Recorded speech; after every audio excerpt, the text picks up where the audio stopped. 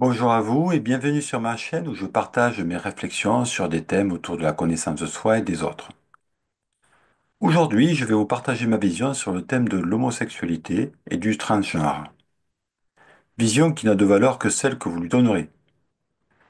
Comme j'aborde un sujet délicat, cette précision est importante. Donc pour ceux qui auront un point de vue différent, et il y en aura, merci d'éviter les critiques non constructives. Chaque vision étant toujours partielle, il est plus pertinent de les apposer plutôt que de les opposer afin d'enrichir le débat. Les commentaires seront donc bienvenus s'ils s'avèrent constructifs. Concernant l'homosexualité, il existe bien des raisons qui l'expliquent. Une éducation particulière en est une, la recherche d'affection dans un environnement limité une autre, une déficience hormonale encore une autre. Mais celle-ci étant bien connue, ma participation ici est d'apporter une vision peu abordée, mais cependant importante sur l'homosexualité. Quand on connaît la persécution que les homosexuels vivent dans de nombreux pays, elle n'est pas de trop. Pour aborder cette vision, j'ai besoin avant tout de préciser qu'elle se base sur la notion de réincarnation, notion qui pour moi n'est pas une croyance, mais un savoir, dans le sens où je n'ai aucun doute sur sa véracité, des expériences spirituelles m'ayant montré la réalité de ce phénomène. Cependant, n'étant pas le sujet du jour, et ayant déjà écrit plusieurs livres où je développe cette notion, je vais juste rappeler grossièrement ici, pour les néophytes, ce que la réincarnation désigne. Celle-ci décrit l'être humain comme une âme qui régulièrement incorpore un corps physique, auquel elle s'identifie pour une durée donnée. À chaque mort, appelée aussi passage, l'âme quitte son enveloppe et reste un temps donné dans le monde astral, qui est un monde vibratoirement proche du nôtre, avant de se réincarner à nouveau dans un nouveau corps. Ceci jusqu'à ce que l'âme ait atteint un certain niveau de conscience où la réincarnation devient inutile. Si vous êtes ouvert à cette vision, vous comprendrez donc que l'âme revêt des corps autant masculins que féminins durant son développement. En effet, selon qu'elle revêt un corps masculin ou féminin, petit ou grand, harmonieux ou disharmonieux, en bonne ou en mauvaise santé, de couleurs diverses, ces expériences seront différentes, ce qui augmentera son niveau de conscience, et c'est ce que recherche l'âme avant tout.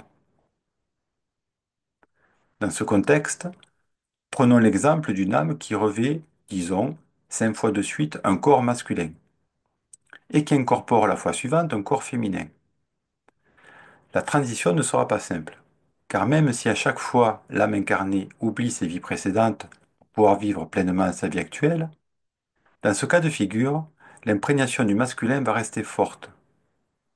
En gros, elle a développé l'habitude d'être un homme pendant longtemps, et là, il lui est demandé de se comporter en femme.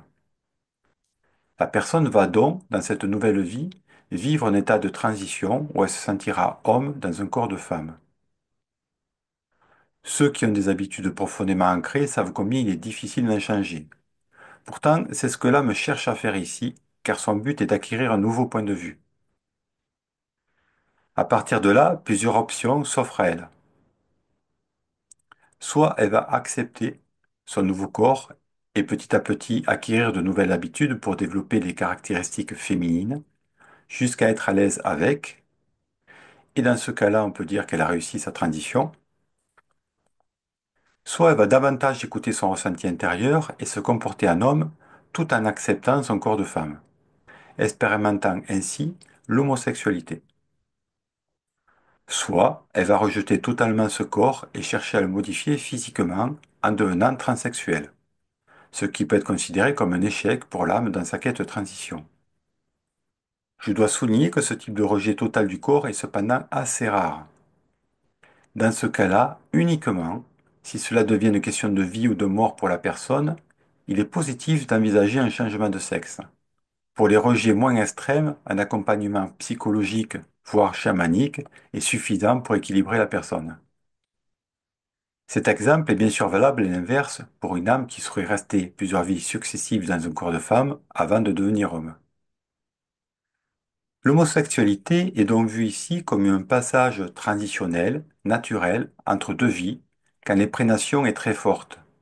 ce qui veut dire que toutes les âmes ont vécu obligatoirement des périodes d'homosexualité au cours de leur multiples vies. Concernant le transgenre, celui-ci dérange beaucoup, car il vient déstabiliser des repères ancestraux garants d'une identité bien définie. Être un homme et avoir beaucoup de féminin en soi, ou être une femme et avoir un fort masculin a toujours existé. De là, le revendiquer au nom de la liberté d'expression peut paraître exagéré. Chez les enfants, on peut observer que cela crée plus de confusion qu'autre chose. J'ai pu d'ailleurs observer autour de moi des ados tout à fait normaux, entre parenthèses, qui tout d'un coup se posent des questions alambiquées sur leur genre. Suis-je il? Suis-je elle? Suis-je non-binaire? Quel est l'intérêt profond d'un tel questionnement? Que l'on se questionne sur qui nous sommes sur un plan métaphysique est légitime et naturel. Mais que l'on se demande quel est notre genre en naissant dans un corps bien défini est assez étrange. Que veulent les transgenres que veulent-ils qu'on les considère comme normaux, toujours entre parenthèses, aux yeux de tous? Ces derniers, ayant été souvent persécutés dans le passé, espèrent-ils ainsi se sentir plus en sécurité dans l'avenir? Est-ce que banaliser cette pratique serait bénéfique ou nuisible pour notre société? Ces questions se posent. Ce qui est dérangeant, selon moi, c'est l'instrumentalisation que l'on en fait.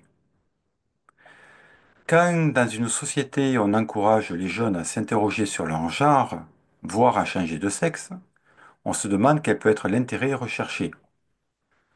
Ce n'est pas rien que de changer de corps. Mis à part la douleur physique engendrée, cela peut avoir de graves répercussions psychiques dans le temps. Sa nous récente capacité technologique et chirurgicale nous permettant de réaliser ces opérations, le problème ne se poserait pas. Pourquoi cette publicité aujourd'hui autour de la transsexualité dans le monde et les médias, à l'Eurovision ou aux Jeux olympiques? Qu'est-ce que cela cache en réalité? Quand on sait que toutes les opérations et accompagnements pour changer de sexe sont prises à 100% par la sécurité sociale, ce qui coûte des millions d'euros par individu, alors que le soin des dents et de la vue essentiels à notre santé sont à peine remboursés, on peut se poser la question. Ce que j'ai pu observer, je ne suis pas le seul, c'est que cela fait quelques décennies déjà que les autorités en place cherchent à casser les repères familiaux et sociaux les plus enracinés. Il est bien connu que des individus sans véritable identité, sans repères et isolés sont plus faciles à contrôler. La recherche d'un contrôle plus grand serait donc l'enjeu caché derrière ce mouvement, pas que. Ce mouvement transsexuel fabriqué de toutes pièces arrive en parallèle au développement du courant sataniste et transhumaniste. Coïncidence, me direz-vous? Je ne pense pas. Quand on voit les scènes décadentes des trans dans les médias et des symboles satanistes associés, le doute n'est plus de rigueur. Je ne pense pas d'ailleurs que la majorité des transsexuels soient heureux de la publicité qu'on leur fait. La vision que l'on donne d'eux n'est pas reluisante. On peut en déduire qu'une dérive sociétale est en train de se produire sous nos yeux. Le courant transgenre nous préparant assurément pour le transhumanisme où le changement de corps sera plus poussé. Des prothèses artificielles ou synthétiques viendront remplacer nos membres et organes peu à peu. Nous ne serons plus des humains, nous serons autre chose. À quand les chimères, mi-animaux, mi-hommes? Notre époque n'est pas sans rappeler la décadence généralisée qui apparaît à chaque fin d'empire. Notre civilisation est donc sur sa fin. Les signes sont là. Espérons que celle-ci ne durera pas trop longtemps et que le bon sens reprendra le dessus. Bref, si l'homosexualité devrait être reconnue comme un passage délicat entre deux énergies différentes et accompagnée comme telle, le transgenre normalisé annonce le déclin de notre société. Je vous remercie de votre écoute. N'hésitez pas à vous abonner à ma chaîne pour pour être au courant des prochaines réflexions que je ferai sur d'autres sujets. Je vous dis à bientôt.